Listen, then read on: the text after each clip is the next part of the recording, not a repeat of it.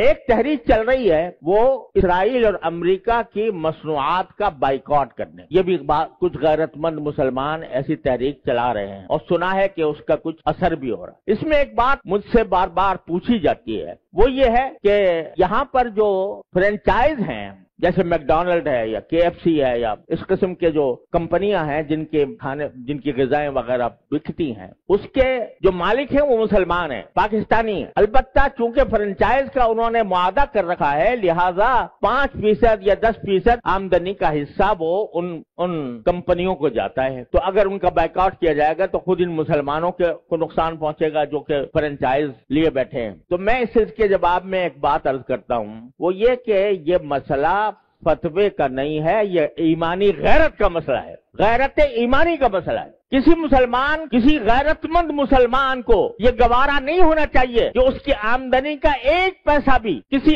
ایسے شخص کو پہنچے جو اسرائیل کو مدد دے رہا ہے۔ یہ انسان کی ایمانی غیرت کا تقاضا ہے۔ یہ کہنا کہ بھئی 5% جاتا ہے، اب 95% تو ہم کھاتے ہیں۔ ارے بھائی 95% آپ کھا چکے، بہت الحمدللہ، کافی آپ نے نفع بنا لیا۔ اب آپ یہ تو کر سکتے ہو کہ اس فرنچائز کو ختم کر کے اپنا کاروبار شروع کر دو۔ اگر اس کو ختم کر کے اپنا کاروبار شروع کرو گے تو ذرا تھوڑا سا پتہ تو چلے گا ان کو کہ یہ جو ہم دنیا بھر کے اندر ہم اپنی مصنوعات چلا رہے ہیں، دنیا بھر میں ہمارا سکہ چل رہا ہے، اس کا کچھ اثر تو ہوگا۔ یہ کہنا کہ 5% جا رہا ہے ان کو اور ہم نے 5% جا کے کیا اس میں کیا فرق پڑے گا؟ آپ ذرا یہ سوچو کہ اگر کوئی میری آمدنی کا 50% نہیں 1% کسی ایسے شخص کو پہنچ رہا ہو جو میرے باپ کے قتل کی سازش کر رہا ہے، گوارا کرو گے کہ میری آمدنی کا 1% ایسے شخص کو دیا جا رہا ہے جو میرے باپ کے قتل کی سازش کر رہا ہے یا میرے قتل کی سازش کر رہا ہے؟ تو اب یہاں اس کو 1% اور 2% اور 5% سے ناپو گے۔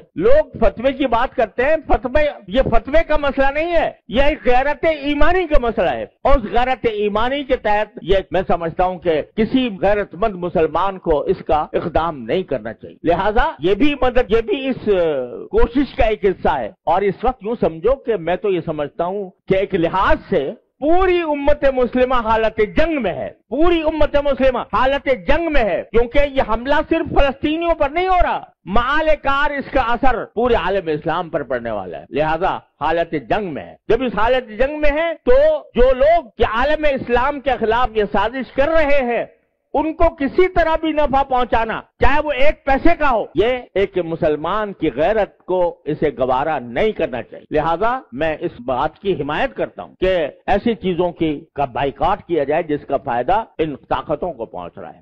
تو اپنی سی کوشش کرو، اللہ تعالیٰ سے دعا جاری رکھو، کوئی وقت خالی نہ جائے جس میں اللہ تعالیٰ سے نہ مانگا جا رہا ہو، اور پھر اللہ کے فیصلے پر راضی رہو۔ پھر جو اللہ کا فیصلہ ہے وہی برحق ہے، وہ ہماری خواہش کے مطابق ہو تو برحق ہے، ہماری خواہش کے خلاف ہو تو برحق ہے۔ تو بس یہ ہے پریشانی کا علاج۔ اللہ تبارک و تعالیٰ اپنے فضل و کرم سے ہم سب کو اس پر عمل کی توفیق عطا فرمائے۔ وآخر دعوانا الحمدللہ رب العالمین۔